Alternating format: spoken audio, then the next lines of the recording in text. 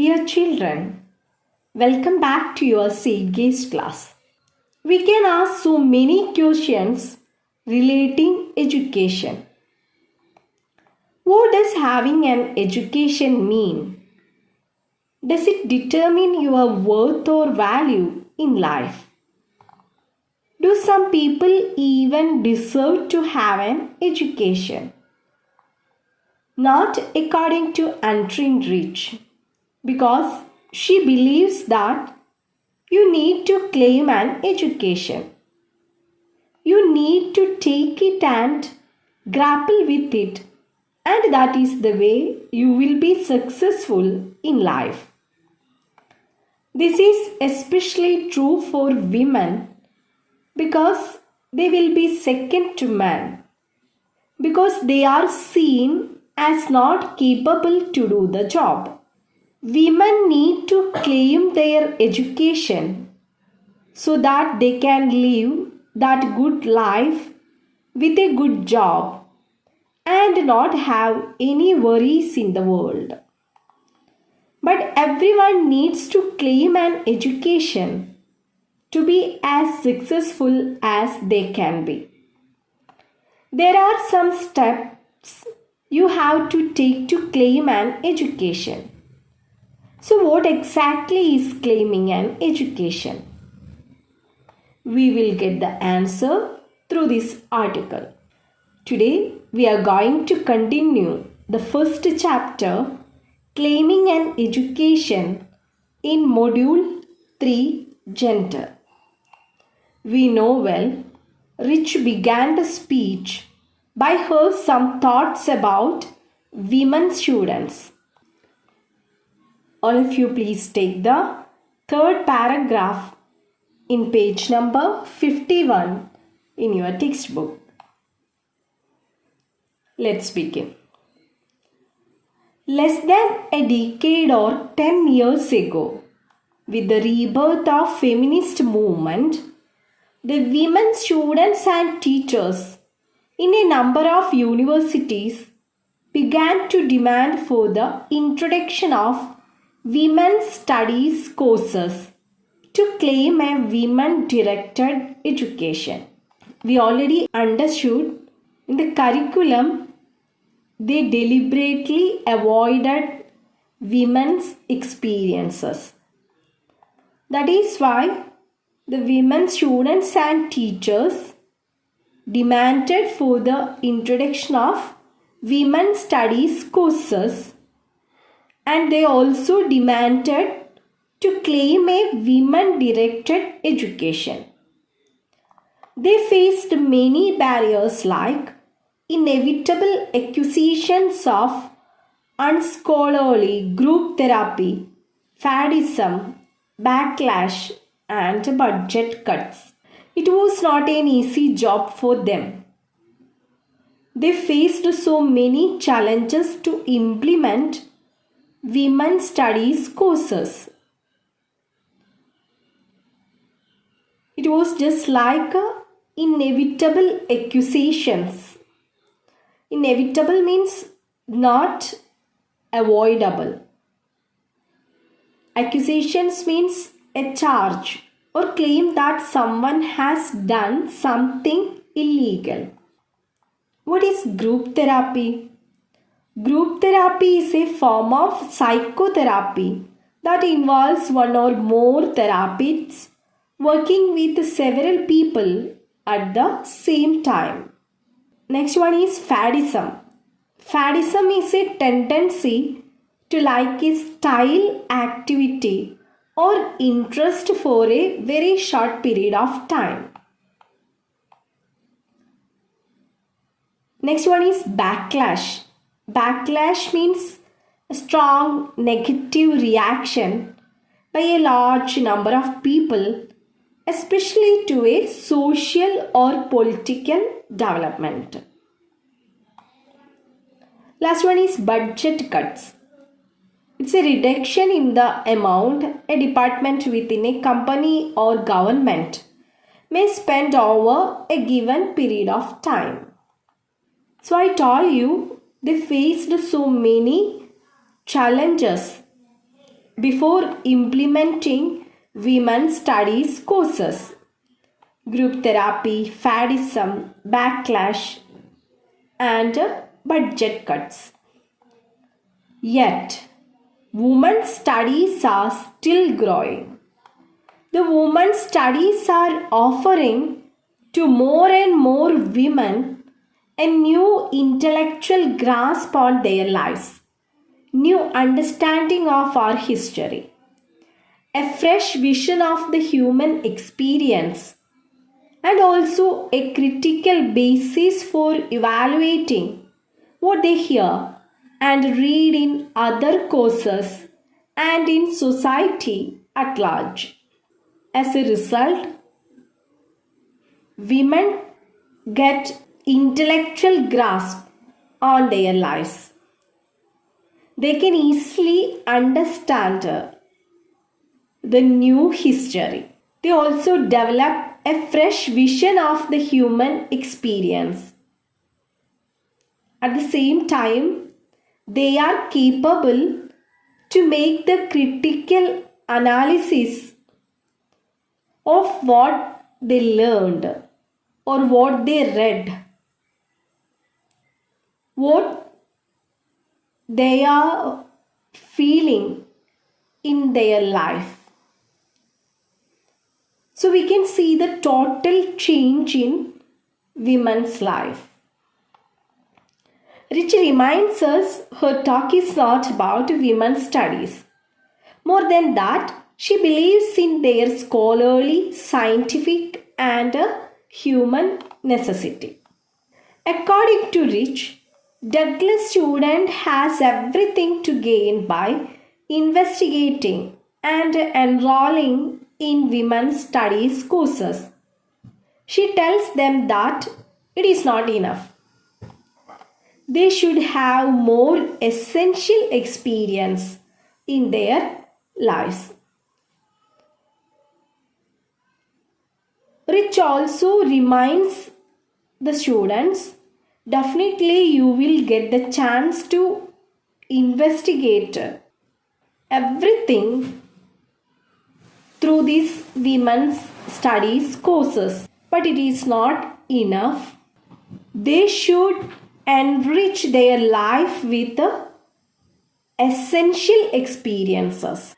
That's why she reminds them, do the interactions with yourself and your world.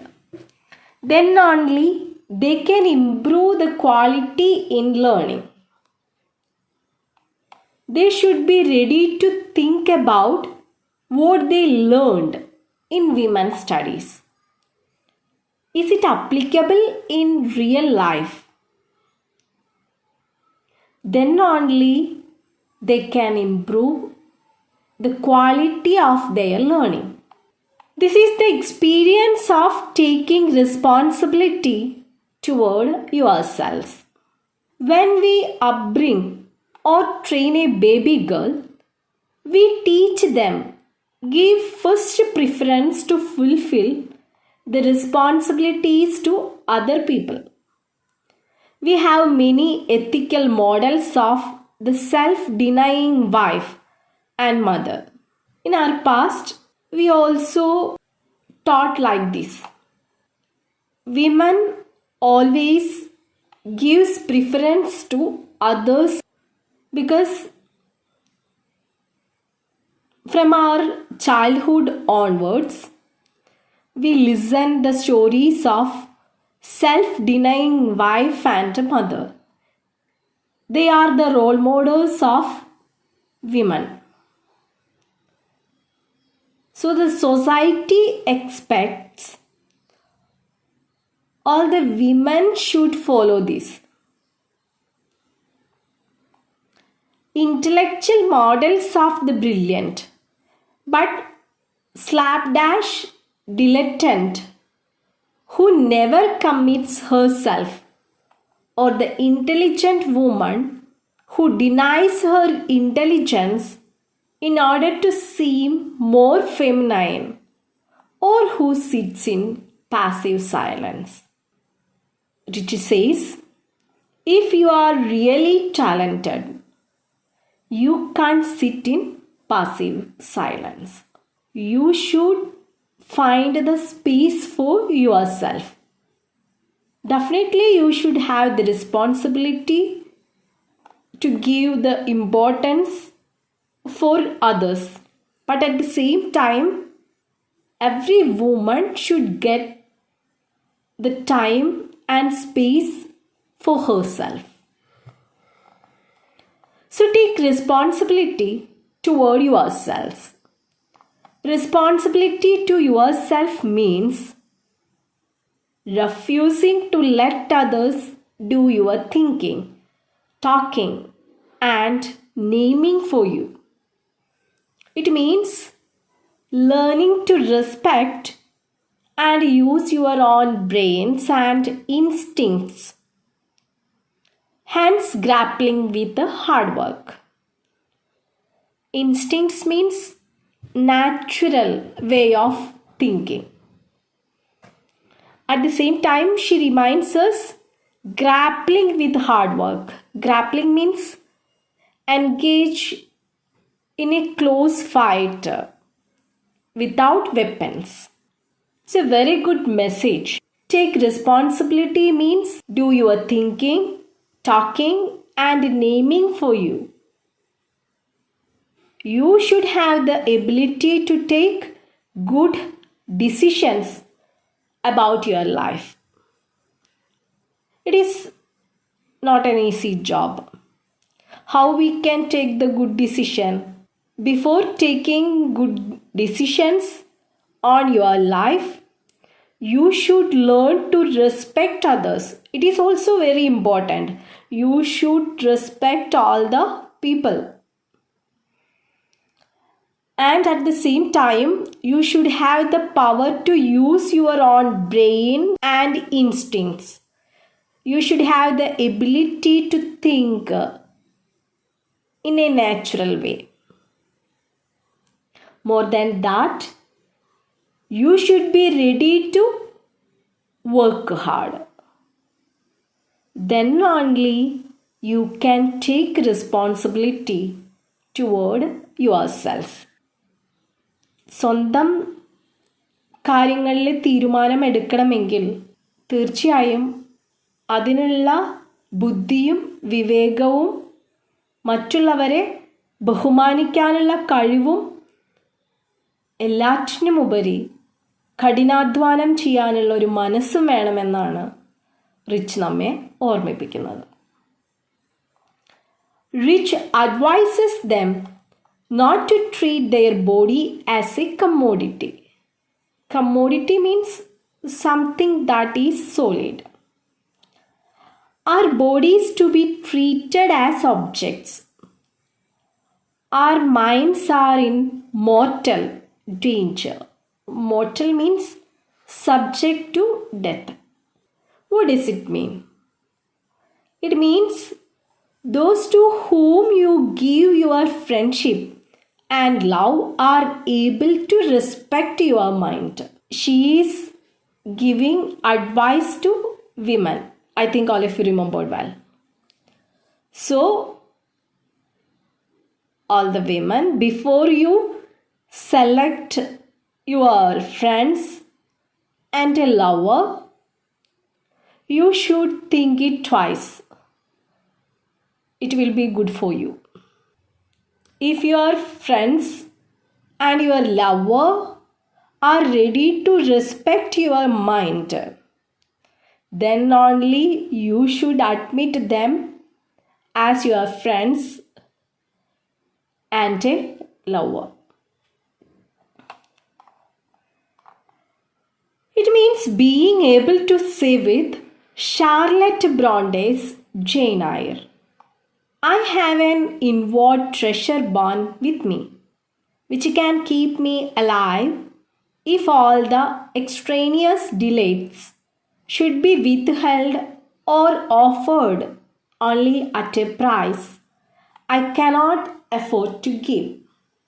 Then Rich speaks about very famous Victorian novelist and poet Charlotte Bronte. Charlotte Bronte was novelist and poet who lived in the 19th century. She was one of the most famous Victorian women writers.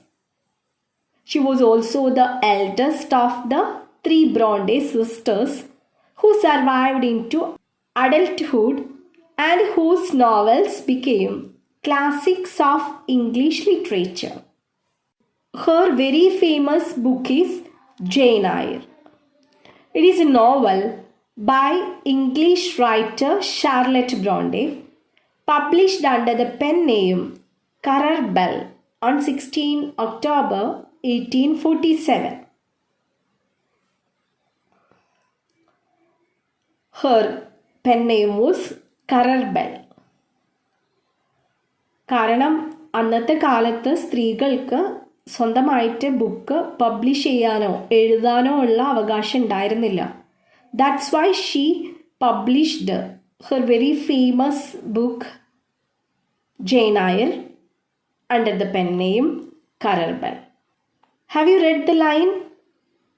I have an inward treasure born with me, which can keep me alive if all the extraneous or irrelevant delights should be withheld or offered only at a price I cannot afford to give. Charlotte Bronte reminds us every woman is blessed with inborn talents. So, we should recognize our talent. Responsibility to yourself means don't fall for shallow and easy solutions. Shallow means silly solutions. Pre-digested books and ideas. Pre-digested means make it easier to understand. Once again, she explains what it is responsibility to yourself. Through this, she gives the advice for the women students. You don't fall for silly and easy solutions like pre-digested books and ideas. Don't go through the weekend encounters guaranteed to change your life. Encounters means unfriendly meetings. You don't taking gut courses instead of ones you know will challenge you. Gut courses means a course that is easily passed. Students have the tendency to take easy courses. That's why Rich tells them you don't take gut courses instead of ones you know will challenge you. If you are ready to take the challenge in your life, then only you will be succeeded. You don't bluffing school and life instead of doing solid work. Bluffing means pretend to do. You never pretend you are at school and life instead of doing solid work.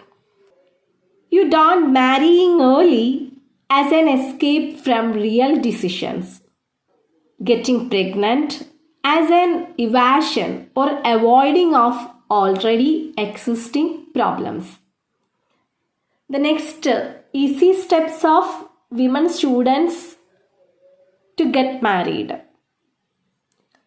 So she tells them you don't do it. You don't encourage the early marriage and early pregnancy. She adds you should refuse to sell your talents and aspirations. Aspirations means hope or ambition of achieving something, simply to avoid conflict and confrontation. You don't compromise for your talents and aspiration for avoiding the conflict and confrontation around you. You don't compromise anything for your talents. We should have the power to resist the forces in society.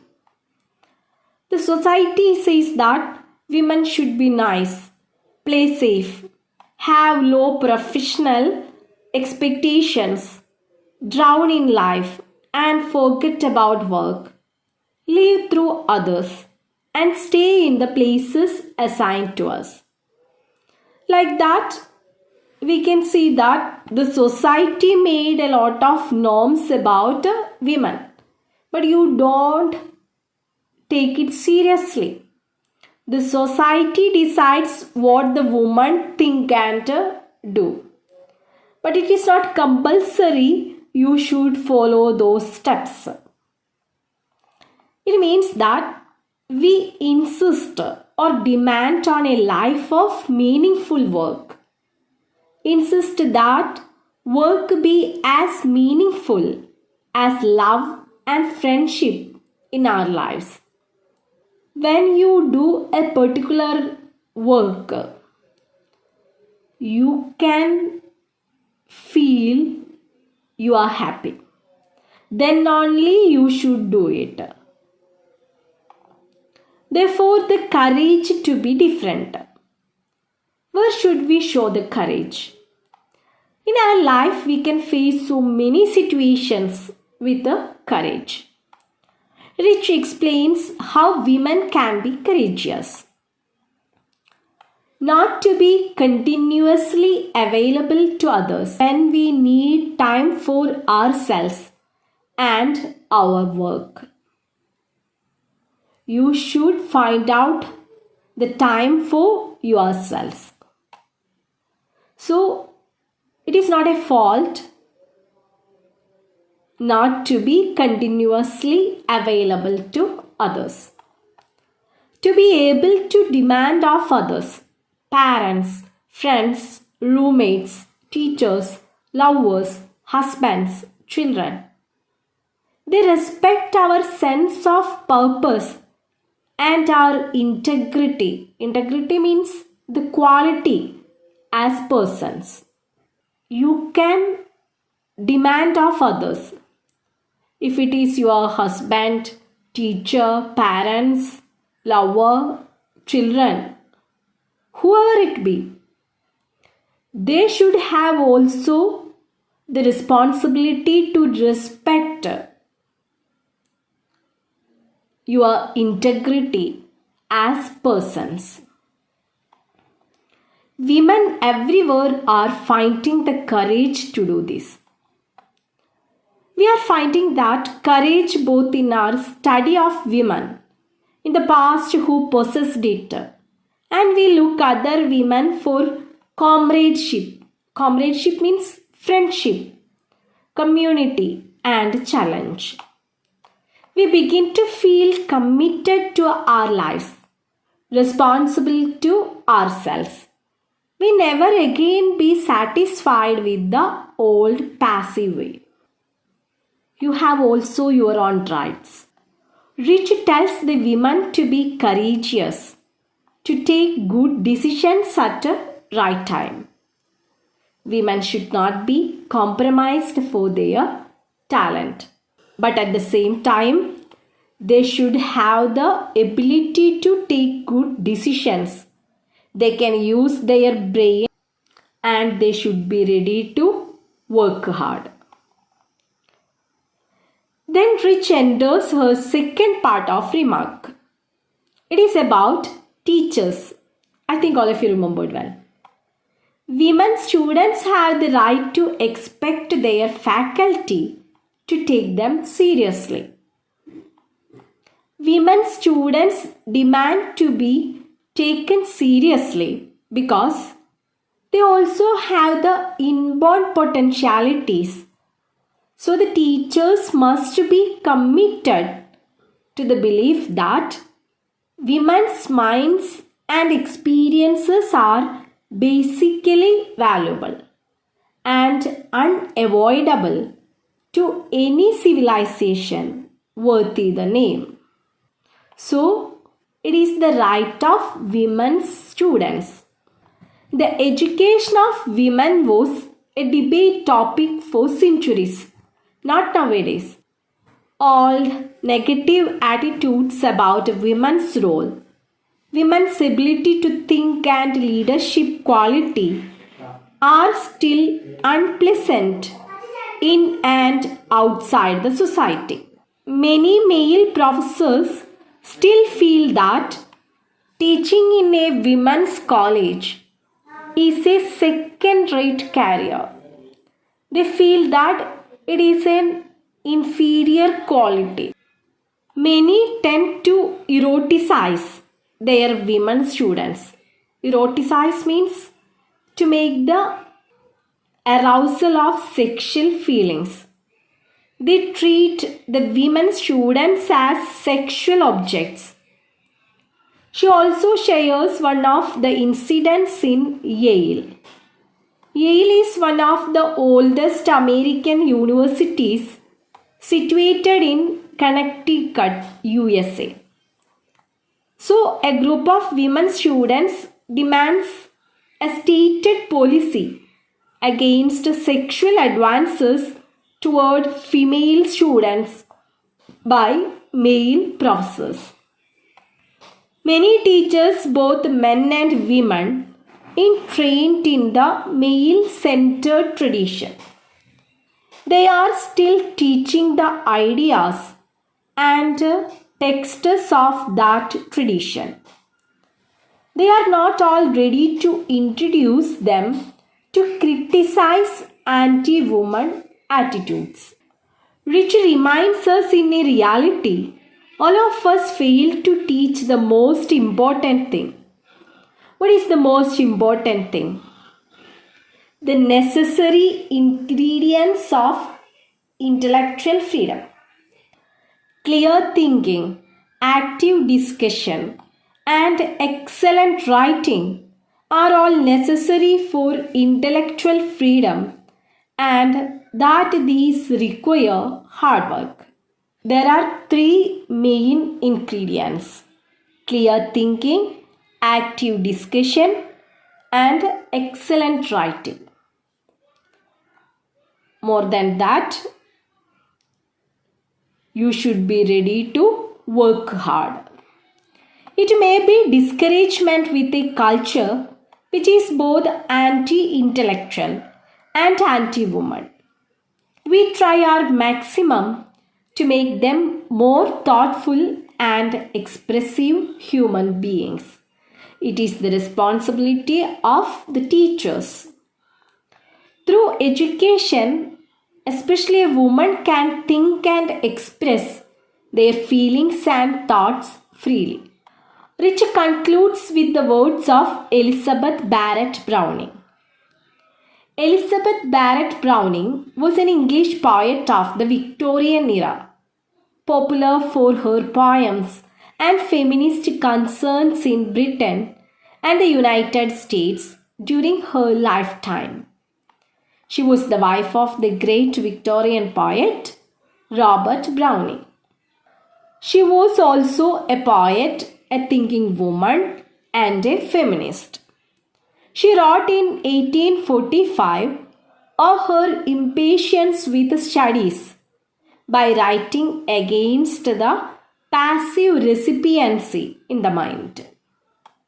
She said that women want to be made to think actively because their ability to understand is quicker than that of men. But their defect lies for the most part in the logical faculty and in the higher mental activities. Rich reminds us this defect can be remedied by intellectual training. So Rich also promises the solution for women's defect. What is the solution? We can give an intellectual training to women. It is not an inborn lack ability. Every woman is blessed with talent, but women should be ready to develop their talents. If you are ready to work hard, you will get the result. Rich ensures that in that time, the most exhilarating or thrilling and intellectually fertile place in the academic world is a women's college. But there is a condition. The teachers and students should try to fulfill the contract. What is the contract? The contract is really a pledge of mutual seriousness about women, about language, ideas, method, and values. It is our shared commitment toward a world that the inborn potentialities of so many women's mind will no longer be wasted, raveled away, or pulled away, paralyzed or denied. It is the responsibility of each and every teachers and women students to protect and make it fruitful of the inborn potentialities of women. These are the steps we should follow to claim an education. Before winding up the class, we can go through Antrim Rich's prose style in claiming an education. In this essay, the author speaks of the female experience against the backdrop of the male-dominated mainstream academia. Although this essay was written in 1979, her points seem timeless. The work considered confrontational, argumentative, and oratorical. This prose work has an oratorical style with didactic in tone. The entire work has long sentences and very few simple sentences.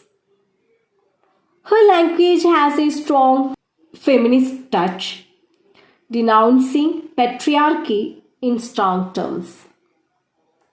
She even coined some new terminologies like passive recipiency and group therapy. Children, you don't forget to read the article minimum 4 or 5 times. Let's go through the questions relating this part. Who was the author of Jane Eyre? Who stated that women's apprehension is quicker than that of men, but their defect lies for the most part in the logical faculty and in the higher mental activities. Why did the women students and teachers demand for the introduction of women's studies courses? How does Antrim Rich define taking responsibility towards yourselves from the feminist perspective? How did Elizabeth Barrett Browning express her impatience with studies? What, according to Rich, is the courage to be different? What, according to Rich, is the second part of the contract? What are the necessary ingredients of intellectual freedom? Last question. What does Antrim Rich mean by students demand to be taken seriously? I'm sure you can find the answers to all these questions very easily. We will start a new chapter in our next class. Take care and stay at home. Thank you.